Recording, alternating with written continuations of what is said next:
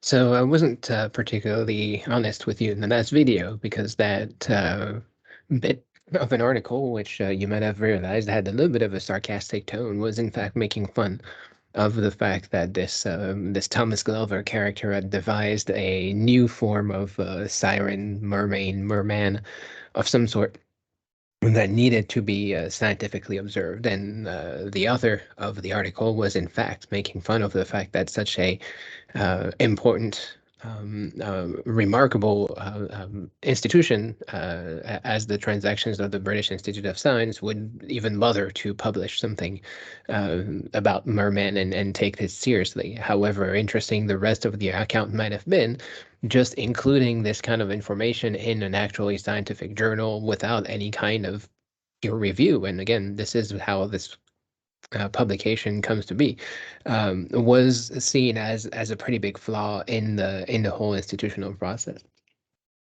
And so the author of the article, in fact, says they all describe theirs or all the other definitions of merfolk have hands at command and a round head. This author frankly acknowledges that he does not know whether he had any hands at all, and remarkably differs about the head. The tale described, we are apt to believe, was formed out of Mr. Glover's fancy, as from the dashing of the water as the creatures plunging down. As to all the rest, we appeal to the whole world. Whether this description, so far as it goes, is not very accurate, it appeared soon after the publication of this transaction that the creature was no other than an Indian of the country, diverting himself with swimming, and with a high cap on his head made of split wood in the manner of a basket work to keep up his hair. Which explains why this person had a hair, or this merman had a head shaped like a pyramid. He was wearing a basket on his head. So, well, it seems pretty straightforward here that even though the information was published in a respectable journal by a respectable person at a time when it might have seemed likely that they had seen an actual merfolk, the later publication process kind of showed that it is not, in fact, a merfolk that was seen, but rather a person. And in the newer translations of Columbus's journals, typically the words remain that he saw a siren, but and in the context of this particular translation here, the notation at the sirens were probably sea cows or manatees, which appear pretty much throughout the Caribbean and the Haiti, um, where Columbus was located and where this admiral must have seen these people, and that how else would you explain that they have seen things that looked of a certain shape but didn't look like fish? Well, it was probably a somewhat exotic animal, and of course there are plenty of exotic animals uh, from a place where it's not exotic for you to be. So Europeans would have not naturally seen manatees in their environment and would not have been aware of seeing a manatee until they were exposed to exactly what this kind of animal is. And in this case, again, we are going back to the idea of a legend as we mentioned it in the previous weeks, because there is this idea of a friend of a friend tells you something and you just kind of repeat that information without shaking it, without questioning it, because that person is trusted and because perhaps the greater truth of it, the greater reality, is not that important. If this person had actually seen a siren, or had actually seen a merman, either way, the difference for us would be rather tiny.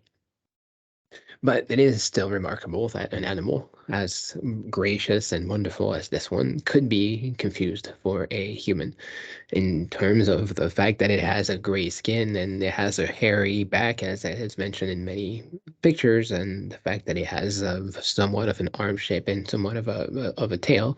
It doesn't seem like there's a whole lot of similarity between a manatee and a human, but it just so happens that in the context of these reports, there's a whole lot of correlation between the spaces where the manatees are observed or other animals of the manatee family, because they are not the only one. And it just so happens that at this point in time, because of this etymology that I mentioned in the previous video, today the scientific classification of the manatee is the order of Sirenia, or, kind of like a siren. So, based on this understanding slash misunderstanding, as we can see here, this classification is dated from 1811.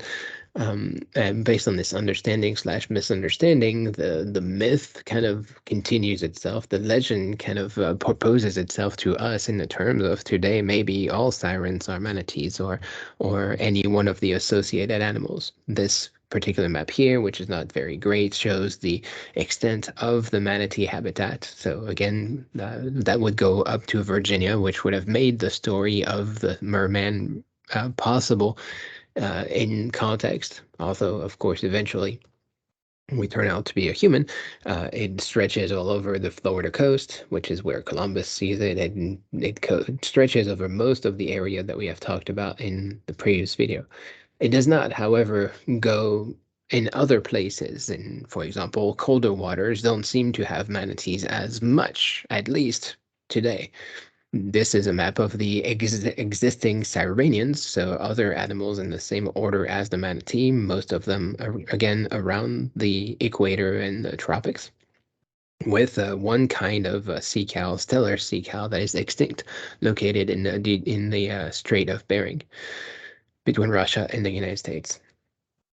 So, while it is typically more likely, oh, and of course the Columbus text also mentions that they had seen one in Guinea, which would have been off the coast of Africa. And as you can see here, there's a West African manatee.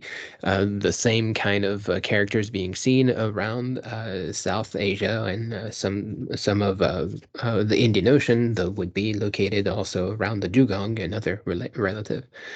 So it is entirely possible that all of these different sites of those places that are, again, exotic or alien to a certain extent to the Europeans who are coming from resolutely not tropical areas, would have been confused in similar ways by things that just approach the description that is given here of a mermaid or manatee or whatever those things could have been.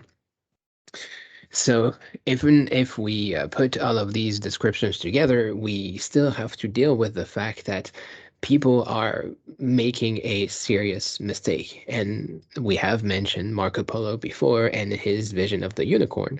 Marco Polo also saw something that he could not particularly explain.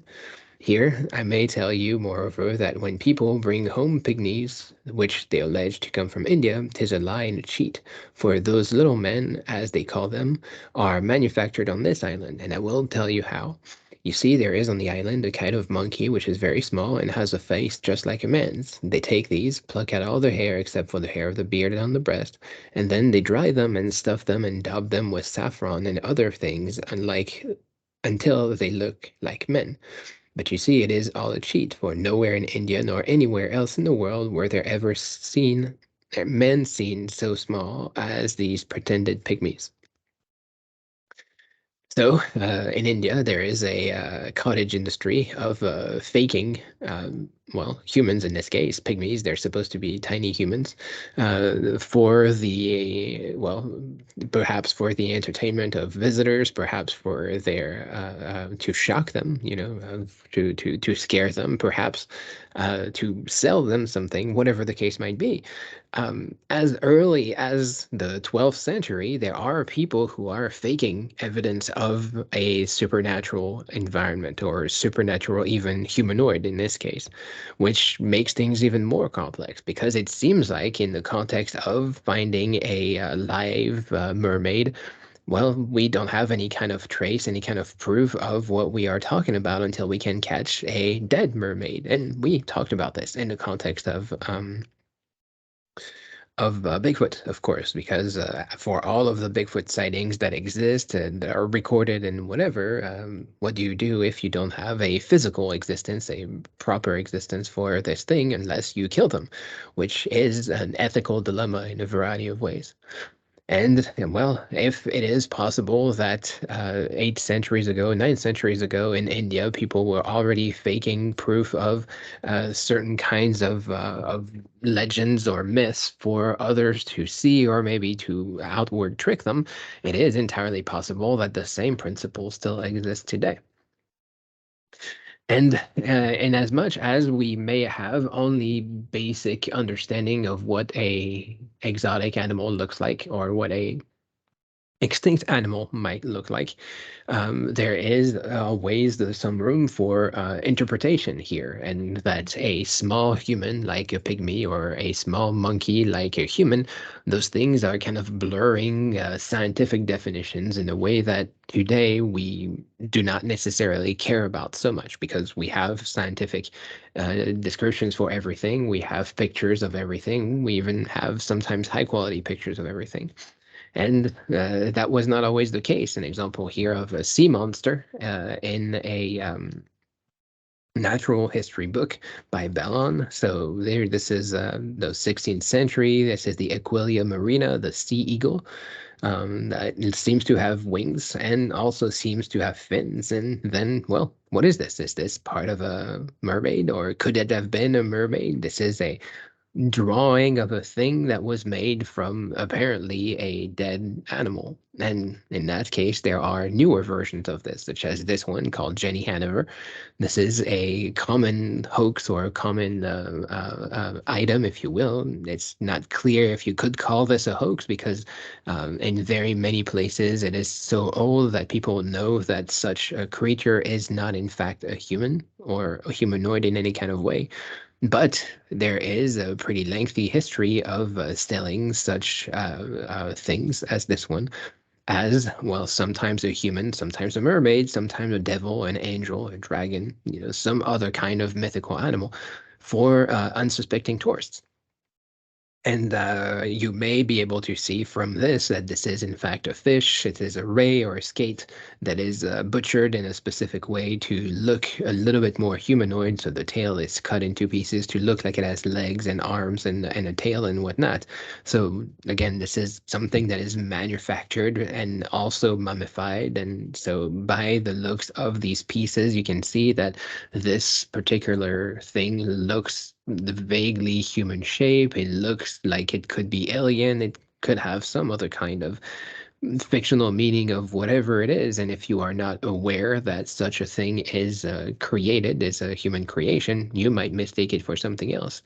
And you can also see how such an animal is pretty close to this one right here that was drawn in the 16th century. So if you were to show this as the background, and so this is the sea eagle that quote unquote exists, and you give a quote unquote proof of the sea eagle, such as this one, now you have all of a sudden the ways to, again, either profit or maybe troll others to a certain extent.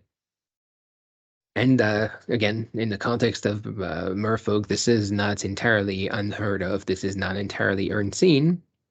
There used to be, as part of this weird fascination for things that we only vaguely understand, a lot of well, either fakes or imitations of whatever you want to call them that have existed in our history. On the left, you have a Fiji mermaid, and on the right, you have a representation of what the Fiji mermaid looks like. Um, so the Fiji mermaid was on display in circuses, human circuses especially, which is another part of our past that has disappeared for the most part, but that existed. There used to be a time where humans were showed in circuses as part of an exhibition. So it started as human zoos altogether. So you had foreign travelers that brought people from Asia, from Africa to be shown in human zoos, and these became part of circus freak shows. And those circus freak shows included people of color as much as they included people that might have very tall stature, very short stature, very big, very small, very hairy, whatever. You can look that up if you're interested in it. Um, but another thing that would happen is these Fiji mermaids. This is presented as the cadaver of a mermaid from Fiji, the island. So P.T. Barnum. This one is or supposedly belonged to P.T. Barnum because it's not exactly clear what it was, but there's evidence that P.T. Barnum showed one. There's a person that claims that P.T. Barnum gave this particular item artifact to them, but there's no other record of how that might have worked. So it may or may not be the exact one, but it is a fake. It is a craft made from taxidermy, from parts of other animals, parts of felt and tissue, and not at all something that is supposed to be human. And again, it is sold as a mermaid, not exactly the kind of mermaid that we picture, even not the one that is pictured on the flyer here, because as you can see, the thing that is shown on the left would not look a whole lot like the thing that is shown on the right. So a little bit of a bait and switch on top of this, but again, playing on people's appeal and curiosity for the things that they don't know and the things that they might have heard. So kind of trying to fill in the blank in people's imaginations about what things look like and what things are designed for. Um, and so there's records of about 20 years in the 19th century where this quote unquote Fiji mermaid was shown in circuses around the United States and in many other places. There are others in England and such. So similar things. And as you can see here, displayed alongside Egyptian mummies. Now, again, it could be true Egyptian mummies because we know that mummies exist, but if it is shown next to such a taxidermied thing, is it possible that those Egyptian mummies were in fact not Egyptian mummies? And what were they? Were they made up, or were they actual humans mummified? You know, kind of grave robbed from somebody's poor family. It's not clear. None of this is particularly clear. And in part of our understanding here, you have this long history of trying to make sense out of these animals slash humans slash characters that more or less fit a bunch of the description or a bunch of the existing knowledge um, about nature. And these examples here of sea humans on the left. There is a monk fish on the right. There is a bishop fish. So this is Guillaume Rondelet, so 1554, about the same time as Bellon, the previous sketches that I shown. There's a story around these monkfish and bishop fish for what those things look like in terms of findings in history and whatever. So the story goes that somebody fished one of those and sent it to the local authorities, which would have been the church, and that in turn became part of somebody's archives and disappeared. And so these drawings came out of that. Now, these being caught in Holland would not be, hopefully, skate or rays, and likely not be manatees. They could be, however, squids, which look like this. So again, we have the triangle head of the pyramid, like the Glover's merman, but we also have these legs. So again, we have a thing that vaguely resembles in shape these different characters, and you know the fact that these images exist outside of a particular context of natural science makes them reappear. For example, here just about 100 years later into a different book. Again, very similar shape, very similar drawing. You're just repeating an existing drawing, maybe improving it, maybe making it finer or whatever, and you know, publishing this in a journal or a book that is otherwise very scientific. This is in Gessner, who is again very prominent medical doctor. There's discussion of how exactly much he did the drawings because this is published towards the ends of his life, but again, in a scientific book, a quote unquote proof of a quote unquote mermaid.